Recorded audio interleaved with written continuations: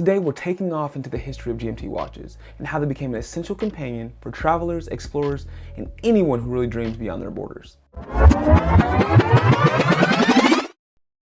Welcome back to Wrist and Wow, where we don't just talk about watches, we uncover the stories that they tell. As always, there'll be timestamps down below, but if you jump ahead, make sure you hit like and comment first because the YouTube algorithm thinks that it's not a good video if you jump ahead. So let's get into it. Starting off with chapter 1, the birth of the GMT. Now, this is a watch for the jet age. In the 1950s were a golden age of aviation travel. Air travel was no longer just for the elite, but it was changing the world. And there was one problem: jet lag. Kinda. You see, not just the kind that makes you groggy, but the logistical nightmares of keeping track of multiple time zones. Pilots needed a way to track home time and destination time at a glance. And one of the airways that was taking off at this time was Pan Am, and the watch company that they leaned on was Rolex. So in 1954, they introduced a watch that would become legendary, the Rolex GMT-Master. Which brings us into the second part of the story, just the history of the Rolex GMT-Master, and really when the icon was born. See, it wasn't just any other tool watch, it was revolutionary. With the OGs of the line can be found in reference numbers 6542 or the 1675, and they brought a revolution to the watch world with their distinctive features. The first of which was having a 24-hour hand. This allowed pilots to track 2 time zones at once. It also had a rotating 24-hour bezel, a simple yet genius way to track a 3rd time zone if needed. And then of course, the incredible colorway, which we now know as the Pepsi bezel. It was instantly recognizable. Now some say it was used to distinguish between day or night, and there's no definitive proof. But one thing that is true is it became a legend, and it was the foundation for other bezels that we know today, such as the Coke, the Sprite, and so many more. But this watch isn't just for pilots. Soon, travelers, businessmen, and military personnel like myself began strapping them on. It became more than a tool. It was a passport to the world. Now, we're giving a lot of love to Rolex, but in chapter 3, we got to talk about some of the other icons that emerged. You see, Rolex may have started the trend, but they weren't alone. Companies like Universal Genève had the Pole Router, and Breitling had the Navitimer World Timer. And the Pole Router GMT was actually designed for Scandinavian airline pilots flying their polar routes, providing them GMT wasn't just for those traditional flights. And Breitling's Navitimer World Timer was for pilots who wanted a little bit more, a chronograph and a GMT function, pushing the aviation horology even a little bit further.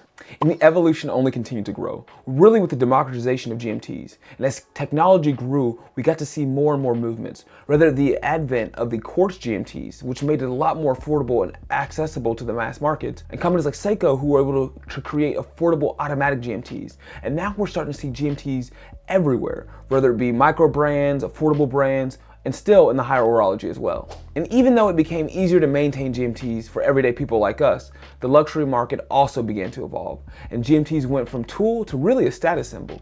And as these watches evolved beyond their tool watch roots, they got new features and modern innovations that really set them apart from the affordable to the luxury. One such innovation was really the advent of these ceramic bezels, which really stopped and slowed the fading and created some really pure, scratch-resistant beauties. And then there's the development of independent gem hands. This made it easier than ever to adjust. However, this is where we start to see the difference between traveler and office GMTs. And if you're interested in that, I got another video coming soon. Just drop in the comments down below. And so when we look at not only the innovations with the features, we also have to look at the innovations of the brands themselves. See, as Rolex's brand prestige continued to climb following the Quartz crisis, they also gained and maintained a luxury appeal, which made their watches gain a higher quality as well. So whether it be the Rolex GMT-Master 2 to the Tudor Black Bay GMTs, these watches now blend a little bit of heritage with a sense of modern elegance. And it's become a sense that it's not just about function anymore, it's about identity. And for some brands and for all watches, a GMT on your wrist really says, I have places to go. I think beyond my borders, and even if you never leave your hometown, it's really a statement of adventure that not a lot of watches have. Now this brings me to chapter 5. Why do GMTs matter? Let's think about it, right? Most dive watches, they never touch the ocean. Most moon watches, or better yet, no moon watch has ever touched the moon. And so most GMTs, if we're being honest, they spend more time at coffee shops than they do crossing the Atlantic. But that's really not the point. Watches are really more about a feeling. And a GMT watch connects you to something bigger, to a movement, to ambition, to the idea that the world is really within reach. And whether you're a pilot, a traveler, or just someone who dreams of adventure, a GMT reminds you that the world is yours to explore. Whether using it for the practical purposes or the emotional, a GMT watch really has something that all of us, I think, are looking for inside. But what do you think? And what are your favorite GMTs on the market?